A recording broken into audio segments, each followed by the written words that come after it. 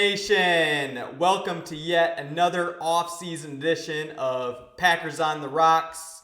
As I'm sure you're all too familiar by now with the Pat McAfee Show, Aaron Rodgers Tuesday, and even the Aaron Rodgers Book Club. Who knows? You may even have read a couple of the books from that series. Well, because of that, Packers on the Rocks has also been inspired to kick off its very own book club that will focus solely on your 13-time world champion Green Bay Packers. So absolutely excited to go ahead and kick this book club off. We'll go ahead and cheers to that and get started. So this very first book that we will be reviewing features a 5-time All-Pro player from the Lombardi days. He was a part of the 50th anniversary team. He kicked 3 field goals in the 1962 NFL championship game against the New York Giants. He grew up in Sandpoint, Idaho. He went to U of I. Shout out to my sister and brother-in-law for their alumni status with that. He also currently resides in the same city as myself, Boise, Idaho. Hopefully get to meet him one day. And with that being said, that very first book will be, drumroll please, Instant Replay by Jerry Kramer. And the reason why we decided to choose Instant Replay by Jerry Kramer is because a lot of Packer fans like myself, who are millennials, didn't have the luxury of watching the Lombardi days, those 5 championships that they hoisted, and really be able to know what the NFL was like during those days. So that's why we're kicking off the inaugural first book of the club with Instant Replay. So with that being said, let's go ahead and hop right in. The very first place that this book starts, which I do have to preface it by saying that Instant Replay is a diary type book with Jerry Kramer documenting each day of the 1967 Green Bay Packers season and their pursuit to becoming 3-time straight world champions and even back-to-back Super Bowl winners. So the very first place that this book starts is the Packers training camp. We know all about that, just how tough and grueling it can be back in those days with true two-a-days. And one of the first places that it opens up is Jerry Kramer in the locker room with Vince Lombardi. And Vince telling Jerry Kramer the unfortunate news that, hey, I'm sorry to tell you this, Jerry, but the golden boy, Paul Hornung, we had to put him up for the expansion draft for the New Orleans Saints. And I'm afraid he's been taken. I mean, how couldn't he been? He's one of the best backs of all time. So that's the way the book starts out, and it even goes on to say that Jim Taylor has also been traded away to the New Orleans Saints, who is a very close friend of Jerry Kramer and also had a commercial diving business down in Louisiana with at the time. And so speaking of training camp, besides that unfortunate news to kick off the 67 season and to defend the Super Bowl title, it also talks about St. Norbert's College. We all know about how the Packers have stayed there since 1958, something that Vince Lombardi started, and that tradition has carried on up until now. Well, despite this past season, which Matt LaFleur decided to forego the St. Norbert's College and having his NFL players stay in these little small dormitory type rooms. I know I had mentioned that Jim Taylor has now been shipped off to New Orleans. He's someone that was a roommate of Jerry Kramer during the training camp days at St. Norbert. So now Jerry had to go out and find a new roommate.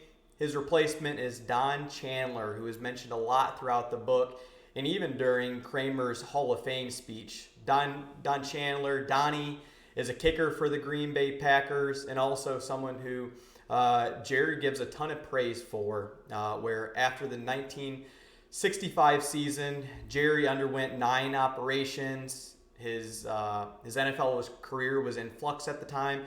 He had a tough time running the 3-lap condition that Vince Lombardi has all of his players do during training camp, and really had a tough time doing push-ups. He was underweight. And the person that really helped him throughout that and a return to his all-pro form and even just get back to playing in the NFL was Don Chandler. So that's going to be one of the very first cheers here of the book club is to Donnie Chandler. Other things to note, just a quick story here, because there's quite a few of them throughout the book. It talks about the curfew that goes on at St. Norbert's College, and I would imagine that same thing continues as to this day, but the fine amount may have went up. Really the story is that these players have a curfew of around 10 or 11 p.m. during every single day besides Saturday of training camp. Well, of course, you have a few rule breakers in there with the likes of Paul Hornung, who's no longer there, but carrying that partying baton is Max McGee, who was able to convince Jerry and a couple other players to break out of the room at night and to go paint the town red of Green Bay. And well, the thing is, when you decide to take those risks, Vince Lombardi is all-knowing, and every single time you're breaking that curfew, he catches wind of it. Well, the first couple times, he lets you off with a bit of a slap on the wrist with like a $50 fine. Max McGee decides to continue to push it. It moves up to 100, even 250, and then it gets to 500. Max is like, that's quite a bit of money back in 1967. And he does decide to break the rule one more time, to which Vince Lombardi says, if any of my players decide to break curfew one more time, I will be fining you each $1,000 apiece. And if you decide to break that rule, please come knock on my door at St. Norbert's College and bring me along with, because it must be a heck of a reason, heck of an excuse to break that curfew for $1,000 and must be worth it. So I thought that was pretty cool to make a note of. Speaking of money during training camp, there's a few older players on the team. They have over 8 starters that are in their 30s, which is unheard of as of today in the NFL, with it being such a young man's league. But Jerry Kramer does mull retirement along with Henry Jordan, who almost up and leaves training camp. And before he returns for that season, Jerry Kramer is in contract negotiations to where he decides to come back for another season with a contract of $27,000, which seemed like a lot at the time. But still, all of these players had to do off-season type work, including Jerry Kramer, who was very business savvy himself. He had multiple ventures outside of the Green Bay Packers going on at the time. And that's unheard of and unprecedented as a guard, even today. Some of those business ventures that Jerry had outside of the Green Bay Packers and playing right guard is having an archery business that he owned that was quite profitable. Also, him and Jimmy Taylor partnered together for a commercial diving business down in Louisiana. He also has a deal with Kraft Foods, whether that pans out or not. And last but not least, Jerry has his very own TV show that he puts on throughout the season that does sort of rival Vince Lombardi as well. And really, he made a note that Ray Nitschke is one of the only players that doesn't have an off-season job at that time. So all throughout training camp, we know just how harsh and critical Vince Lombardi is of his players, and it's well documented and even noted during Jerry Kramer's Hall of Fame speech, where after one practice, he was really down on himself. He made multiple mistakes. Of course, Vince Lombardi is going to kneel you for that and bring up a couple of names that I won't mention here on this Packers on the Rocks book club episode. But anyways, Jerry was really down on himself after one practice. He's thinking, hey, this may be it. I don't know if I'm cut out for the NFL, and I have to start looking out in the future and another career. So he goes in the locker room. He's sitting down, staring at the carpet, and then here comes Vince Lombardi up behind him, taps him on the shoulder and says, son, one day you're going to be one of the best guards in this whole entire league.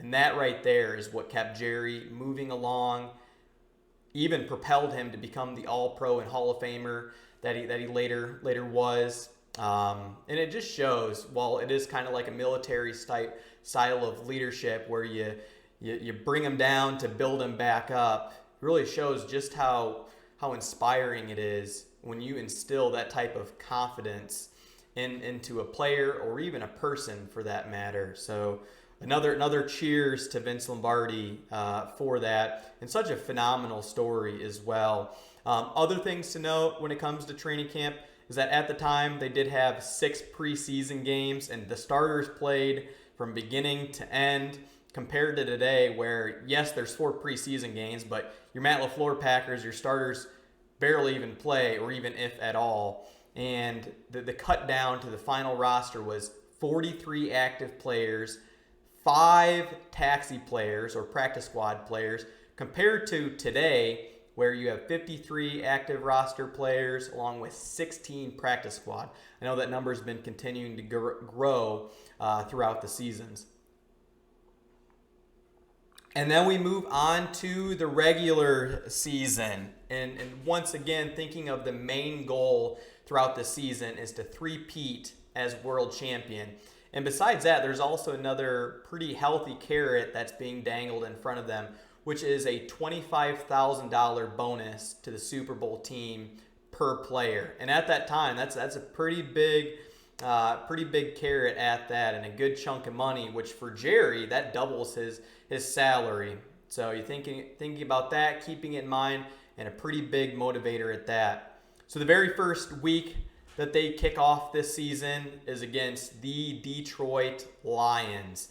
And Alex Karras, a Hall of Famer and one of the best defensive tackles in the NFL, someone who Jerry has had the pleasure of going up against time and time again, and they have quite the battles. Jerry talks about how he preoccupies his mind all throughout the week. And unfortunately, Alex Karras did get the better of Jerry Kramer in this game. Got quite a bit of pressure to Bart Starr on 4 different occasions, even though he held on to the ball all too much. Bart Starr had 4 interceptions that game, and even despite that sort of Brett Favre type turnover game, they still tied it with the Detroit Lions. However, Jerry Kramer that following week went on to hear it from the media and everybody else about that lackluster performance, and really inspired him to really dig deep and to take a look in the mirror and to see what he can do to avenge that type of performance. Heading into weeks 2 through 4, the Packers face their rivals still at the time of the Chicago Bears. That was a game that they did really well at. The defense, of course, carried them all throughout the game, along with their running game. They leaned upon that all throughout the season. Jerry even notes that he had a concussion halfway throughout the game and still was able to finish it. That's unheard of as of today in the concussion protocol that you go in, unless you're Patrick Mahomes for that matter. So they got the dub week 2 to knot it up at 1-1. Week 3, they went on to play the Atlanta Falcons. Zeke Brokowski, the backup quarterback, had to fill in that game for Bart Starr, and had to quite a bit that season, and did quite well. So much so that you could consider him as the second best backup quarterback in the league. Zeke ended up throwing 2 touchdowns that game to Carroll Dell. The Packers got the win, and then they move on to that rematch against the Lions in week 4, and Jerry's opportunity to avenge himself against Alex Karras. And he had one of his better performances that game as well. Ray Nitschke had interception that went back for a touchdown. The defense did phenomenal as well. Bart Starr had a bit of a rough game, but still, though, they're able to get the W there. And then that brings us to week 5. And this reminds me a lot of the Packers of today, where they face the winless Minnesota Vikings. And Jerry mentions how him and his team has really a tough time getting up for that game and being able to play their best style of football. And they may have overlooked the Vikings, and they end up losing that game. And Jerry talks about how the media at the time were kind of like vultures circling this potential dead carcass and questioning of, hey, is this team young enough to get the job done? We have 8 starters that are in their 30s. The Packers need to show themselves some life. So that was their very first loss of the season. And then they move on to week 6 against the Giants. You could only imagine how much of a kick of the pants that Vince Lombardi had for his team. And this was Bart Starr's very first touchdown pass of the season against the Giants. The Packers went on to win that game 48-21, putting up 250 yards on the ground. Dave Robinson had 2 interceptions on the day, and they got back to the Packers' winning ways during the Lombardi era. And then we move on to Week 8 against the Baltimore Colts and Johnny Unitas.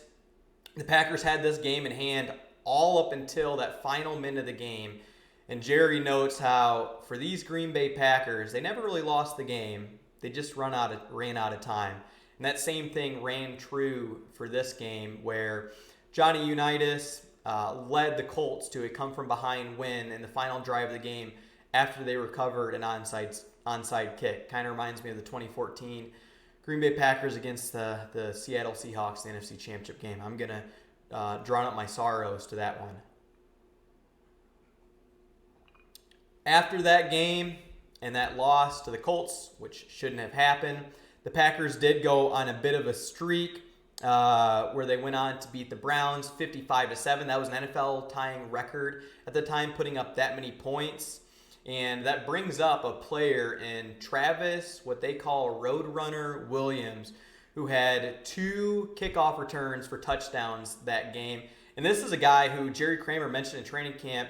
He wasn't even sure if he was going to make the team. He had all this type of world-class speed, but he had trouble holding onto the ball. Had a bit of that fumbleitis like Amon Green had during the 2000s.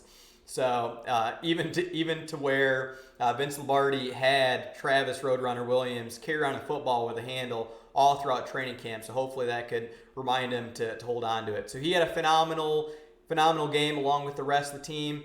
Vince Lombardi's really pushing them to hit that extra gear at this point of the season. And they also went on to beat the likes of the 49ers, the Bears, and they avenged that loss that they had in Week 5 against the Vikings. And then the biggest game of the season they had is Week 13 against the Los Angeles Rams. They faced that fearsome foursome, including Merlin Olsen, who Jerry mentions is also very similar to Alex Karras and one of the best, if not really one of the best NFL players of all times that he has to go against. He has a ton of respect for this player, and he played one of his best games of the season against Merlin Olsen and preventing him from getting into the face of Bart Starr all too much. A big reason why Jerry Kramer was later named as another All-Pro, marking his 5th time at that. Very similar to the Colts, the Packers held the lead in this game. They were up 24-20 in the final minute of the game. They were punting to the Rams. And this reminds me of the San Francisco 49ers playoff loss a couple seasons ago. The punt was blocked, yes.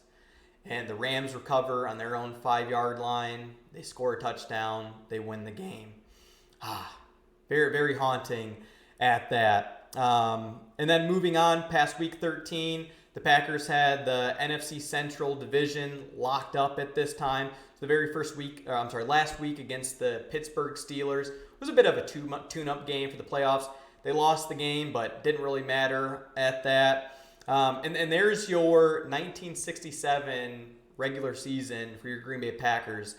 If you're tracking with me here, they finished the season 9-4-1.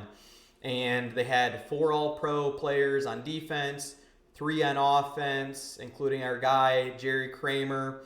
And a couple statistics I thought were a bit surprising is that Bart Starr had 9 touchdowns on the season, 17 interceptions. His backup, Zeke, who filled in for him because he had a lot of injuries he was dealing with, including a bum shoulder. Zeke had 5 touchdowns and 9 interceptions on the season. Bit of a different game compared to today. And Jim Grabo, as they call him, Grabowski, had 466 yards on the ground to be the leading rusher for the Pack. We had Boyd Dowler with 800 receiving yards. He was first team All-Pro on the offensive side. And then on the defensive side of the football, we had Bob Jeter with 8 interceptions. One of the only key statistics that was recorded at this time because sacks didn't come until 1982, even though they still sort of kept track of it off to the side. And then tackles wasn't an official statistic in the NFL until 1994. A couple of those All-Pros on the defensive side, we have Bob Jeter, Willie Wood, we had Dave Robinson, and even I'm gonna blank on the last name here, and we'll circle back to it. I'm sure someone will call me out here in the comment sections for that last All-Pro on defense. And then on offense, we have Jerry Kramer, Forrest Gregg, who Vince Lombardi called as one of the best football players he's ever coached. And then we have Boyd Dowler, as mentioned. So there's your 1967 season. A couple of sidebar things to note, which I thought was pretty humorful, and talks about the cost of living and inflation, how it was completely different back then. This truly was a team, and even a family at that, where they hung out a lot outside of the building. They had dinners. They even got along well within the locker room. Players like to celebrate huge milestones, such as having a new baby, where when a player had a new kid, each of the other players would go and buy these, what they called really expensive cigars, and they splurged at the time for when a player had a baby, and they spent 25 cents per cigar, and Jerry said that was quite a bit of money at that time for that. Other things, after a lot of games, Jerry Kramer grew up in Idaho, is a pretty avid big game hunter. He went on to hunt bear after the Giants game, a lot of deer. He fished a lot as well. So those are some of the side hobbies he had after the game, and to clear his mind, along with injuries at that. Bart Starr also called his own plays. They bring this up a lot in today's NFL, where which quarterbacks truly have full reign. We don't need to get into it with Aaron Rodgers and Matt LaFleur and who's really calling the shots there, even though they say Aaron has full control and he gets a couple plays to choose from. So I thought that was rather unique at that. And then Jerry is pretty superstitious. He gets taped up before every single game. He has to have a set person tape up his ankles, and they have to use a fresh new roll of tape. And if anybody else touches it or uses it, he has to start over. All right, so now moving on to the playoffs. The very first playoff game, and this is for the Western Conference Championship, they get a rematch against the Los Angeles Rams. And they completely controlled this game from start to finish. I mentioned the Roadrunner before, who I think was really the MVP of the season and deserves a lot more praise than what he gets. The Roadrunner had multiple touchdowns in this game. Was even carried off the field. It was a 24-7 thrashing of the LA Rams, and the Packers went on to prove that 24-20 game that they had a few weeks prior was a bit of a fluke. And then they move on to the NFL Championship game, which they had a time before they moved on to the Super Bowl a year before that. And this is that notorious and famous Ice Bowl game against America's team, as they call it, the Dallas Cowboys. A lot of us know how that game winded up, the most famous block set by Jerry Kramer in the history of the NFL. Jerry mentioned before the games that this was one of the seldom games that they actually wore gloves in, because it was that cold at negative 15 degrees. And we brought up here in training camp how the Golden Boy, someone who Vince Lombardi was very fond of, loved like a son himself, because he was one of those sons that always misbehaved. The Golden Boy decided to return for this game and to show support of his teammates and really his family. He was allowed to sit on the sidelines throughout that. And that could have been a bit of an inspiration for this team to get the job done. Then that brings us to the post-game interview, one of the few opportunities that an offensive lineman gets to have a post-game interview with the press. And Jerry had seen a lot of writings leading up to this, how Vince Lombardi was cast as a villain, a bad guy, and he's thinking to himself, well, I need to set the record straight, because yes, while Vince Lombardi is hard on us, he needles us, and he pushes us to greatness and excellence, I need to show how much we truly love this man. And he's quoted by saying to the Esquire that while the media often misunderstands Vince Lombardi, he's very much so understood within this locker room, and he is a beautiful man. It is something that gives me goosebumps. Hearing about Vince Lombardi was very appreciative of that, including his wife, who went on to acknowledge Jerry during the Super Bowl week and mention how much that meant for them and their family, because Vince Lombardi does have a TV show throughout that season, and it's something that as with Aaron Rodgers and the Pat McAfee show, they take his words and they twist it. So I thought that was worth mentioning and noting, along with his center at the time,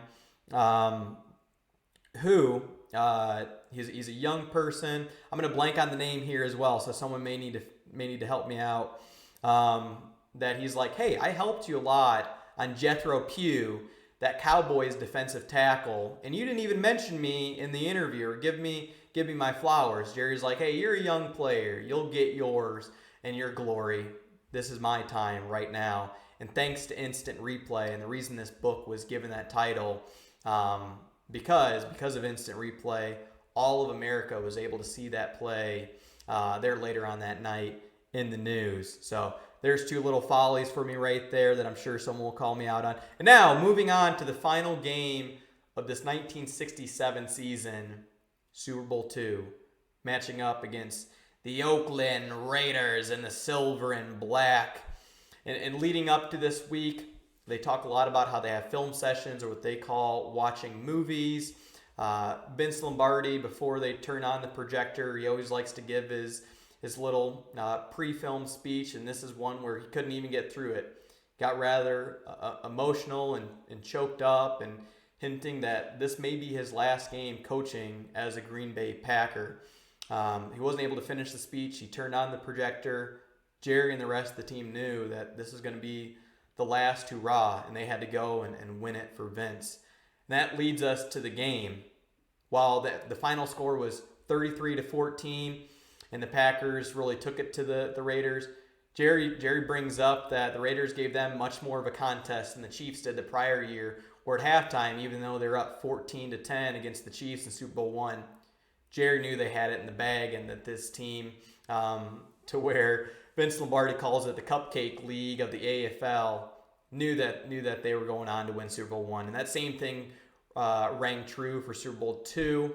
They had a bunch of defensive linemen that they were interchanging that Jerry had to go up against. But still, when you're facing the Green Bay Packers and one of the best teams of all time, and knowing that the biggest motivator besides that 25K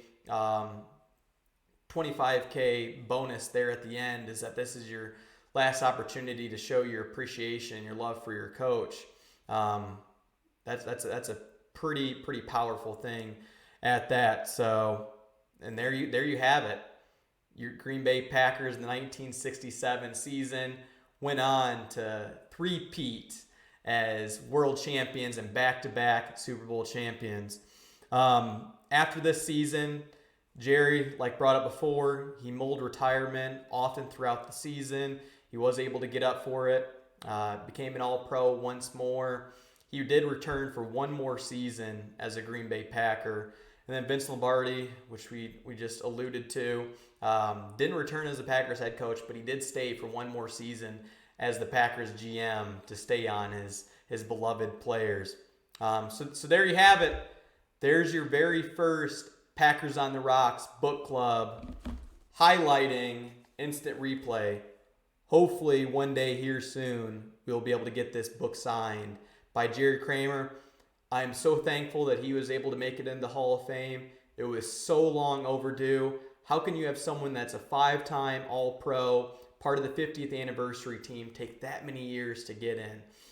It's absolutely incredible, and there was a ton of Hall of Famers from that team, so that could be one of the biggest reasons at that. And I'll leave you with this. Did want to thank my old man, my dad, and Rick Spear for recommending this book.